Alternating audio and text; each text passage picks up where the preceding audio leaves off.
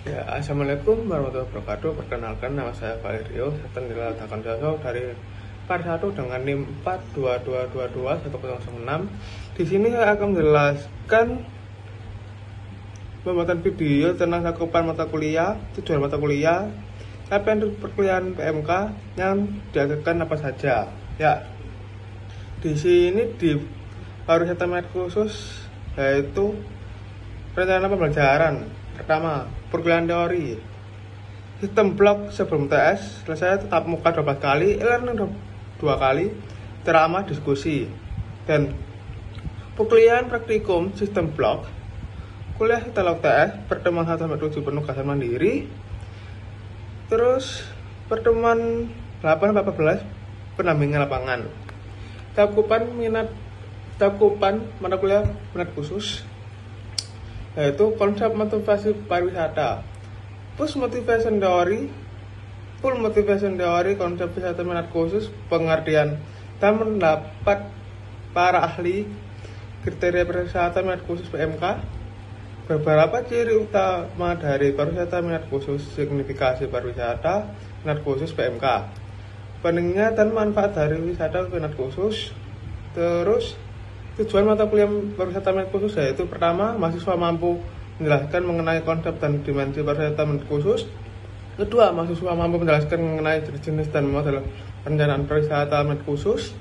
Ketiga, mahasiswa mampu menjelaskan mengenai model pengelolaan dan manfaat pariwisata minat khusus. Apa saja sih yang diajarkan di pariwisata minat khusus ini? Yaitu ciri dari pariwisata minat khusus itu sendiri dan apa arti dari pariwisata minat khusus itu sendiri.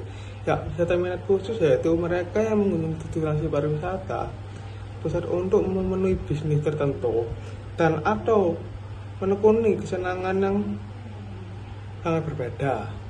Yaitu seperti halnya contohnya seperti wisata batik, yaitu kita dapat melakukan kegiatan pembuatan batik itu sendiri dan menekuni apa sih itu batik di dalam jasa wisata tersebut. Ya, sekian dari saya. Apabila ada salah perkataan atau pengucapan, terima kasih. Wassalamualaikum warahmatullahi wabarakatuh. Halo semuanya, perkenalkan saya Valerio. Pada video kali ini, di sini saya akan memberikan hasil wawancara dari hasil kunjungan saya ke Museum Kelahiran Bung Karno dan Langgar Dukur Kayu. Ya, ini adalah foto saya dengan Mas Raffi. Mas Raffi selaku penjaga museum dan saya sedikit berbincang dengan Mas Raffi. Apa sih yang membuat wisatawan berkunjung ke museum? Yaitu wisatawan berkunjung ke museum untuk sekedar ingin tahu sejarah Bung Karno tinggal di Surabaya dan rasa ingin tahu para wisatawan melihat isi rumah dari kelahiran Bung Karno.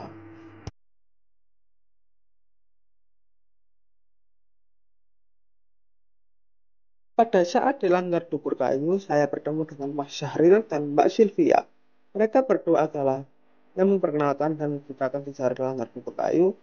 Mereka juga selaku pedarwis dari Langgar Dukur Kayu tersebut.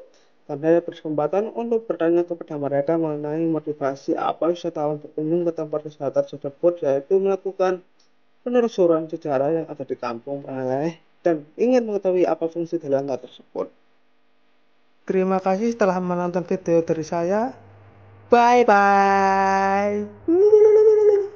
Warahmatullahi wabarakatuh. Perkenalkan, nama saya Valerio serta Nilal Safardaso dengan NIM 4222106 dari part 1. Di sini saya akan menjelaskan tentang pengertian, konsep dan kriteria pariwisata minat khusus. Ya, konsep pariwisata minat khusus itu sendiri adalah mencakup pengembangan dan promosi destinasi yang menawarkan aktivitas atau pengalaman yang spesifik sesuai dengan minat atau kebutuhan pariwisata itu tersebut. Dan kriteria dari pariwisata minat khusus yaitu wisatawan minat khusus dapat beragam tergantung pada jenis tersebut, tetapi umumnya meliputi faktor seperti keberagaman aktivitas, keunikan destinasi pariwisata, aksesibilitas, fasilitas pendukung dan kelanjutan lingkungan. Beberapa contoh dari pariwisata minat khusus itu sendiri adalah termasuk pariwisata petualangan, pariwisata budaya, pariwisata kuliner, pariwisata ekologi, dan banyak lagi. Ya, terima kasih dari saya. Apabila ada kesalahan, mohon dimaafkan. Dadah, bye.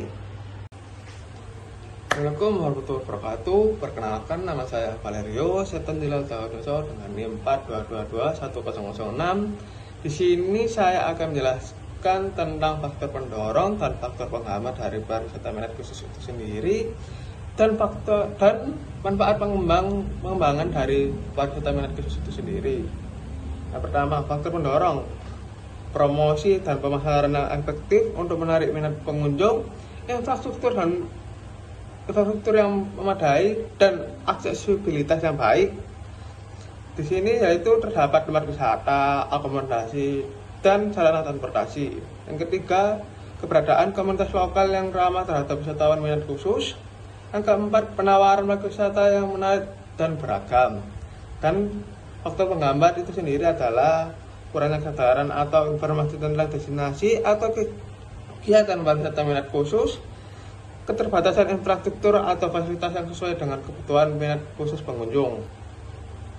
Faktor keuntungan dari pengembangan dari pariwisata minat khusus itu sendiri yaitu ada meningkatkan pendapatan.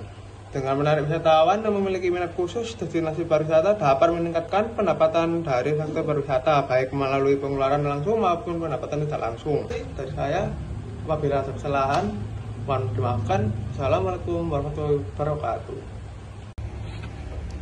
Assalamualaikum warahmatullahi wabarakatuh. Perkenalkan, nama saya Valerio, serta tinggal akun saya dengan NIM 4222106 dari part 1. Di sini saya akan menjelaskan bagaimana langkah-langkah pengembangan dan menjaga pariwisata minat khusus itu sendiri.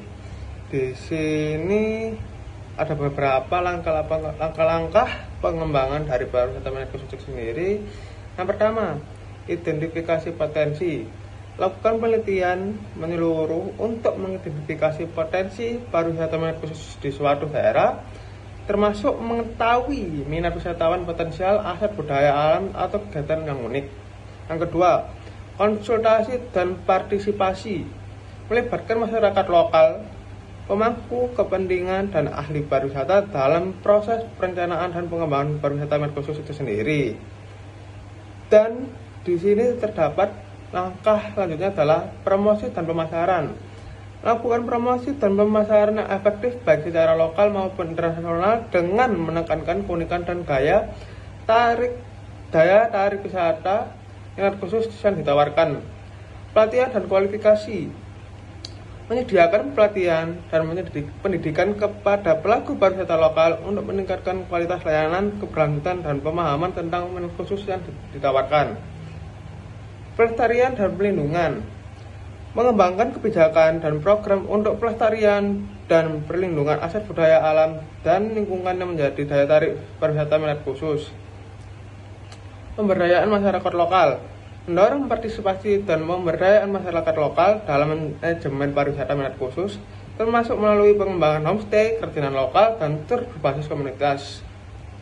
Pemantauan dan evaluasi. Melakukan pemantauan terus-menerus terhadap pengembangan pariwisata minat khusus serta melakukan evaluasi secara berskala untuk mengevaluasi dampaknya terhadap masyarakat lokal, lingkungan, dan keberlanjutan pariwisata. Dengan mengimplementasikan langkah-langkah tersebut secara holistik, diharapkan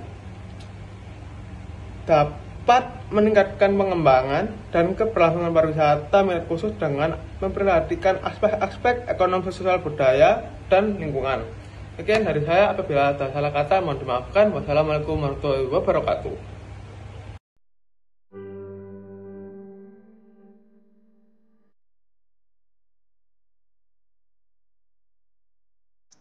Ya, ini adalah rumah kelahiran Bung Karno, terletak di Jalan Penele, Gang Pandean 4, nomor 40, Kecamatan Genteng, Surabaya, Jawa Timur. Tempat ini merupakan rumah kelahiran Soekarno, Presiden pertama Republik Indonesia yang lahir pada tanggal 6 Juni tahun 1901. Rumah ini adalah rumah sederhana di mana Soekarno menghabiskan masa kecilnya. Ayah Soekarno, Raden Sugeng Sosrodihardjo, adalah salah satu pendatang di Kampung Pandean yang pindah beberapa tahun kemudian dari daerah tersebut. Soekarno remaja kembali lagi ke kawasan Pandean dan Peneleh untuk belajar agama, politik, dan pergerakan bersama dengan host Cokro Nah, ini adalah langgar dukur kayu. Langgar kuno berdinding batu sisik ini berdiri di tengah-tengah perkampungan padat penduduk, tepatnya di Kampung Lawang Ceketeng, Kelurahan Penelek, Kecamatan Genteng, Surabaya. Langgar seluas 39 meter ini konon didirikan oleh beberapa ulama yang berdiam di Kampung Lawang Ceketeng pada tahun 1853 silam. Terima kasih telah menonton video dari saya. Bye bye.